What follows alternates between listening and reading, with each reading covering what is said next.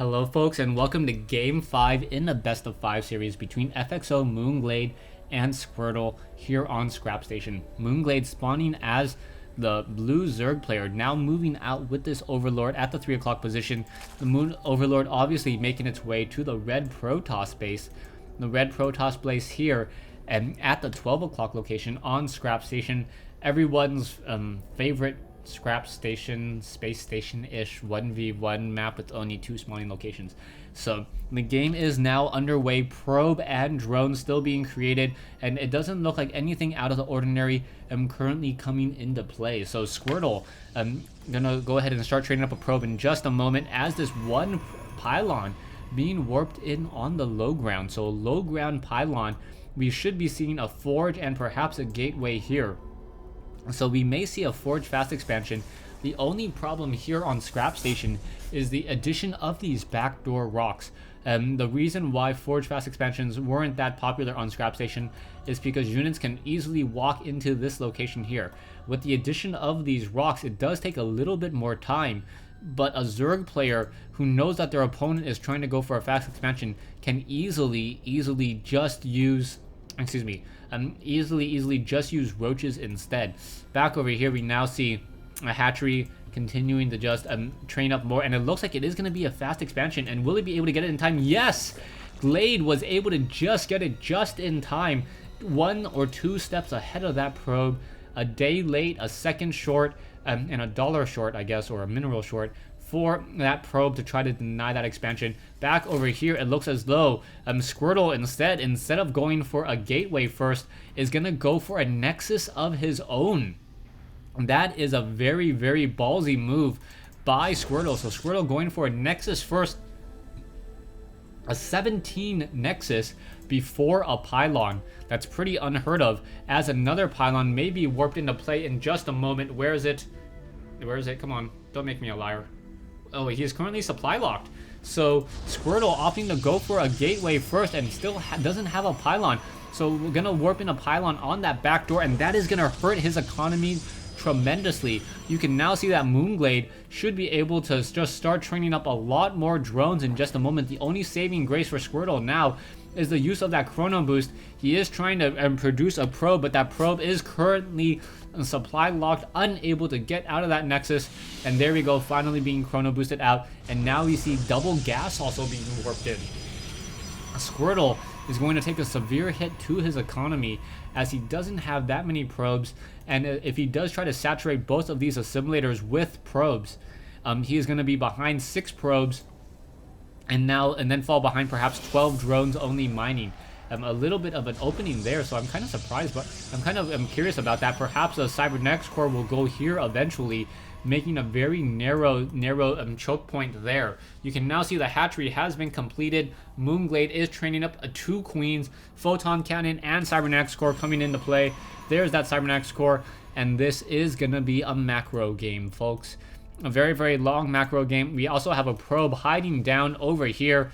Just going to activate this Onaga Watchtower and keep track if an expansion is tried to be placed down at the number 5 docking bay here on Scrap Station. Back in over here, mOOnGlade currently only running off of 1 extractor, getting the metabolic boost, and he should have a stronger economy and mineral-wise. Yeah, mineral-wise, he's sitting at about 100 minerals higher than his opponent, but he is also 100 gas behind his opponent as well. So I do predict that we are going to be seeing sentries, zealots in the future, as a Stargate also being warped in. So Squirtle now trying to train up more and more probes as quickly as possible, trying to get a stronger economy. Sorry, lean too far back from the microphone. Trying to get a stronger economy into this game, and we'll see what happens. At this point, mOOnGlade should have a very difficult time trying to establish a 3rd base. A 3rd base is pretty much what he needs in order to make sure that he doesn't fall behind in the production count. The reason why Zerg players in general want more hatcheries and more bases is you generally need more hatcheries in order to keep up with the production of your opponent who is running off of 2 bases.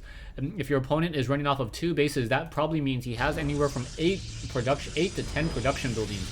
If you only have 2 hatcheries, your 2 hatcheries, even with spawn larva, cannot both train drones and units at the same time. So that's the reason why, one of the reasons why Zerg wants to, in general, also be able to have more expansions. In addition, since you're going to be being able to power drones much more effectively, if you have 2 drones per mineral patch, you actually harvest at a faster mineral rate than 3 drones per mineral patch off of 2 bases. So that's one of the additional benefits as well. A lot of chrono boost now being saved up on Squirtle's main base over here, as a void ray now a phoenix now being trained, and a second Stargate being added. So it's going to be a double Stargate with 1 gateway. This is very, very odd and peculiar production buildings. In fact, but it is Scrap Station, and Scrap Station is known for that. And now we also have a lot of overlords with the with the Numinized Carpus upgrades.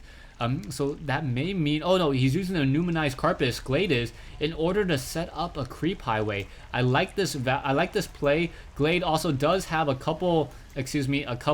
or Hydralisk down over here, and now Glade is just going to start separating these overlords and enabling them to allow the faster movement speed on those Hydralisks.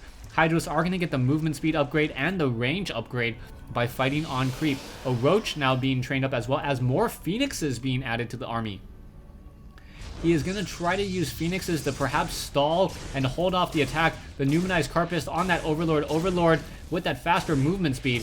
I don't know why, but it just naturally looks like that Overlord is moving faster than a Thor, even though they share the same movement speed, 1.88. I believe that will be the movement speed of a battle cruiser in the next patch, and that actually is pretty fast now that I look at it. If it is in fact the air unit, you can now see Overlord trying to lay down more creep, but it's not going to be successful. The Void Ray is able to attack and move, and now down goes that Overlord. So the Protoss army, air army, the only air army that can attack while moving, and I think that is such a unique ability for the Protoss that it just fits in perfectly. Cybernetics Core is not researching the weapons upgrade, and whenever I see a Protoss player invest this heavily in the air, I seriously wonder why he doesn't try to go for the weapons upgrade. Oh, in comes the Phoenix, now going to get picked apart here, and now down it goes. Overlords may get shot down here. Now going after drones. 1 drone, 2 drones, 3, 4, 5 drones, all shot down. 6 drones, 7 drones. And wow, you can now see the Spore Crawlers are trying to be built, but so many drones.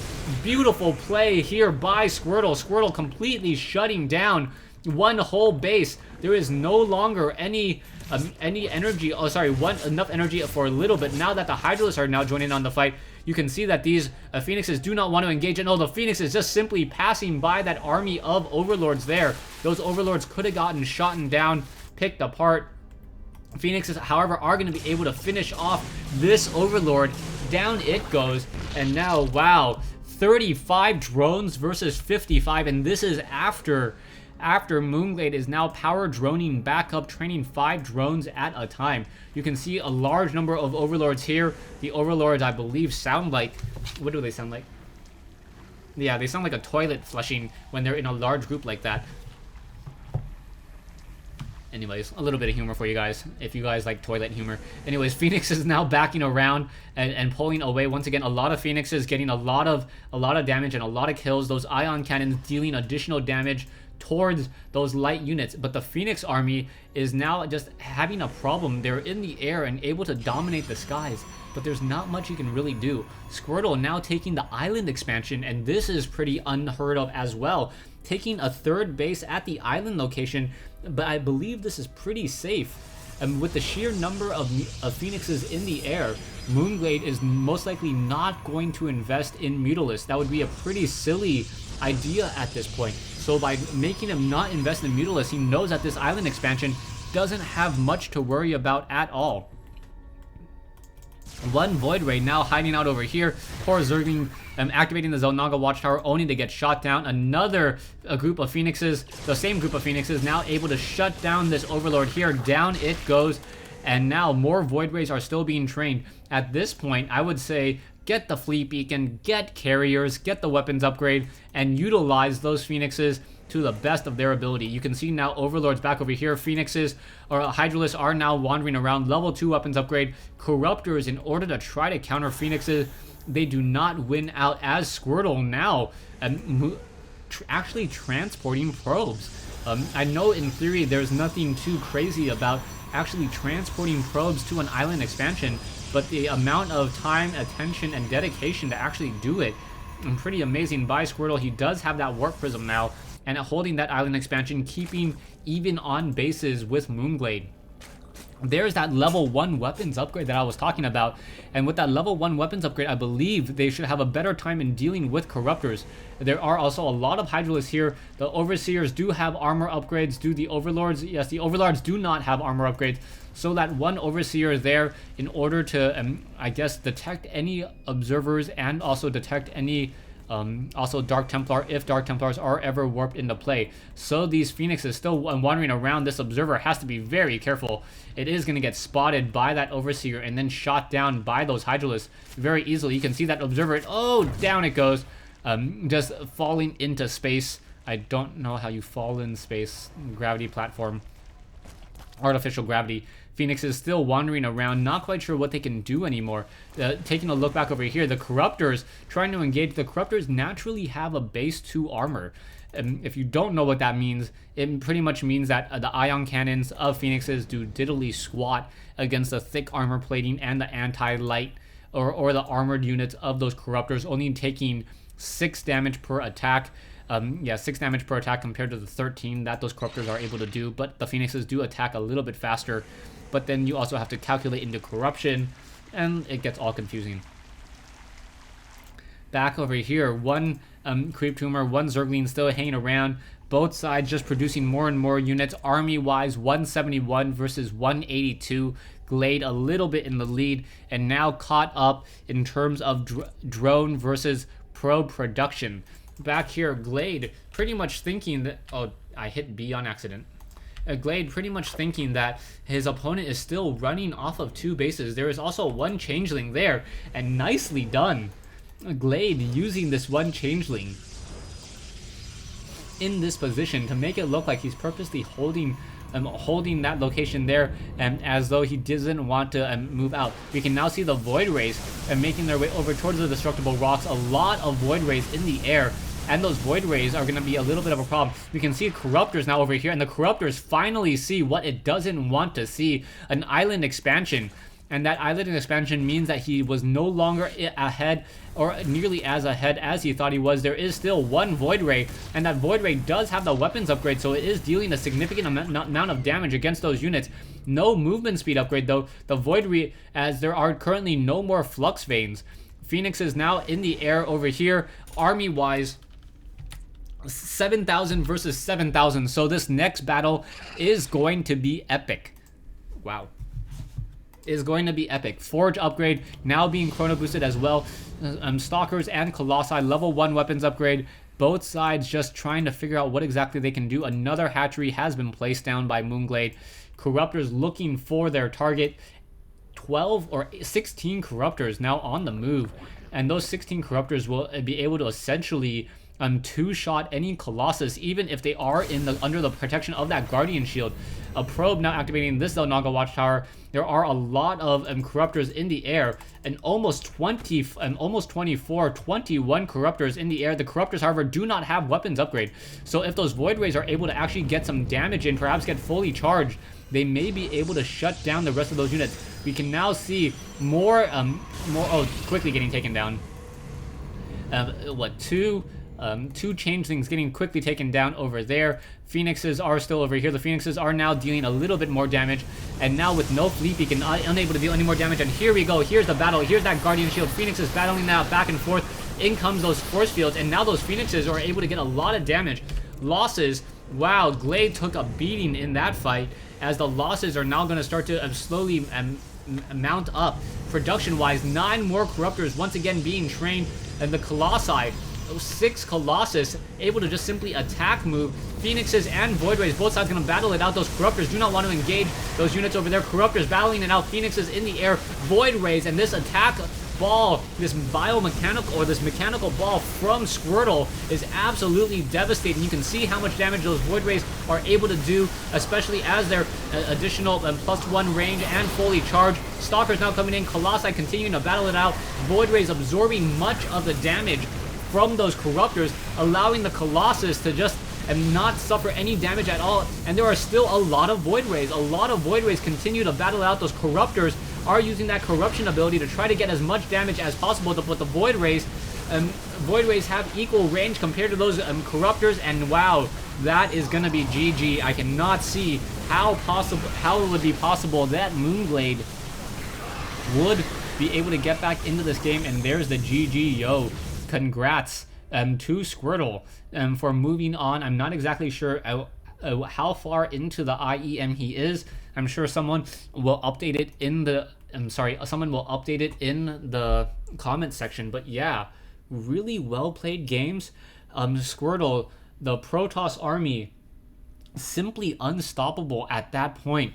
With Guardian Shields being able to absorb so much damage, what I think we needed to see from mOOnGlade was the use of Infestors. Infestors being able to mind control Colossus, or simply being able to split apart that army, getting a couple key fungal growths on Void Rays, make them stationary, and then if you can chain those fungal growths, even better.